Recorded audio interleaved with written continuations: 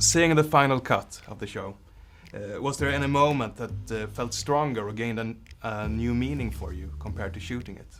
Well, the whole opening sequence, you know, we did that on a cardboard train set in a studio in Atlanta, and then you see it and you think you're in Italy on a super high-tech train. So that coming to life was brilliant, because we all worked so hard to kind of make it feel like we're on this aggressively moving train with a huge fight sequence through the Alps, and we weren't really. We were just on a blue screen in Georgia.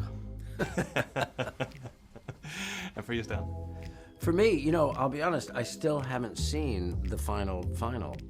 I saw something a couple months ago, which was, you know, some rough stuff. The scenes were all there, but then all the special effects weren't in yet. So I'm very excited to see it. All right. Do you think the world would benefit of an organization like Citadel? I don't think it'd be a bad thing. Something that had no political connections, that was a force for good in the world. How could that be bad? I'm sure it would turn bad eventually, wouldn't it? Could it be bad? Yeah, or how, yeah.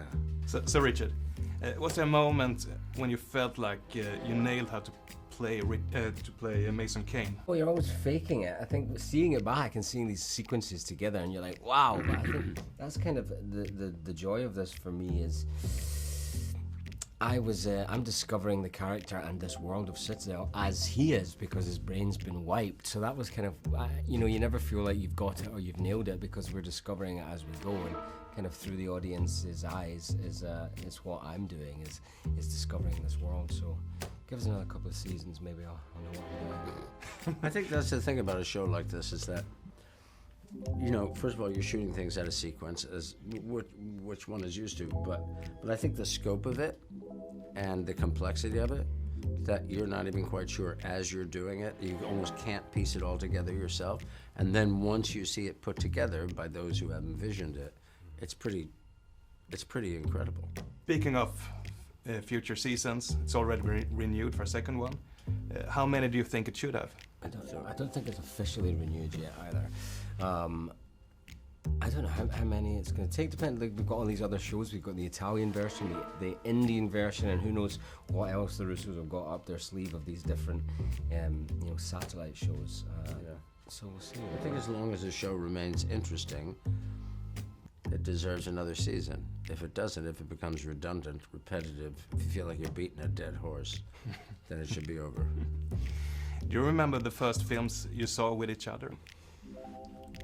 We never have been to a movie together. No, not together. No, I'm kidding. I'm kidding. Do you know what I rewatched not long ago? Is your brilliant Levi's commercial. You did. I did. I rewatched it, and I love it, and I will continue to rewatch it. Yeah. It's probably your best work. It is, because I don't speak. Number one, I was quite svelte. You were very svelte. And I had a little hair, which was good. No, I think watching Richard in The Bodyguard for me was really, really impressive. And then when I was told he was doing this, it was one of the things that pushed me over the edge. All right. Meaning in a good way. In a good way. In a good way. Not like, oh God. Yeah, push me over the edge. Fucking kill me. Can you say fucking Stockholm? Yeah, sure. Good. Okay. Stanley, you've been in 140 films and TV shows. Are you trying to set the world record? No, I was just trying to keep busy. I was just trying to make a living. Yeah, but seriously, would you say that there are any hidden gems for your fans out there? Like any shows or films that haven't got the attention they deserve? Well, I think there was one film that I did a while ago that really received wonderful press notices, which was Supernova, that I did with Colin Firth. And people are seeing it now because it showed on, like Amazon, or it showed on, but I was very sad that it didn't that it wasn't seen by more people. That to me is an absolutely beautiful film by a brilliant director. Yeah, I loved it. I gave it 4 stars. Oh, you did? Yeah. Oh, thank you. Out of how many? 5. Ah, interesting. I found it great. Well, we're done. No. Stan, to begin with you. What would you say is Richard's best asset as an actor? His sense of humor. It's true, because otherwise, if you don't have a sense of humor, you take yourself too seriously, right? And then you become boring. But you bring out my sense of humor. Well, no, but you had it anyway. You had it like in The Bodyguard, you had it in the Elton John. Like, you see it, and that to me that makes all the difference because it's there. Even if he's not doing a funny scene, there's always something there. Thanks, Stan. Yeah, whatever.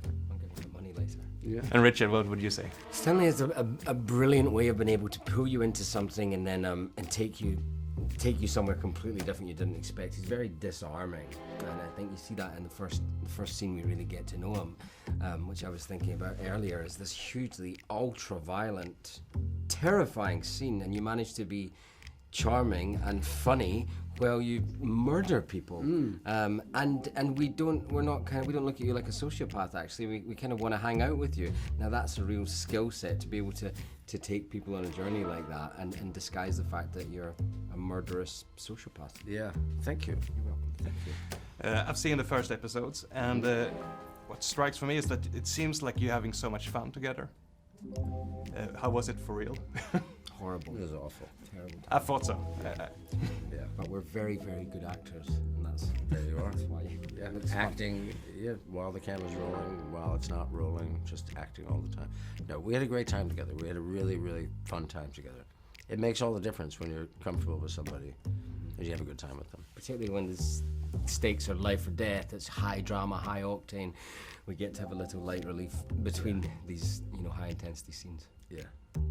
All right, thank you very much. Thank you very much. Nice to meet you.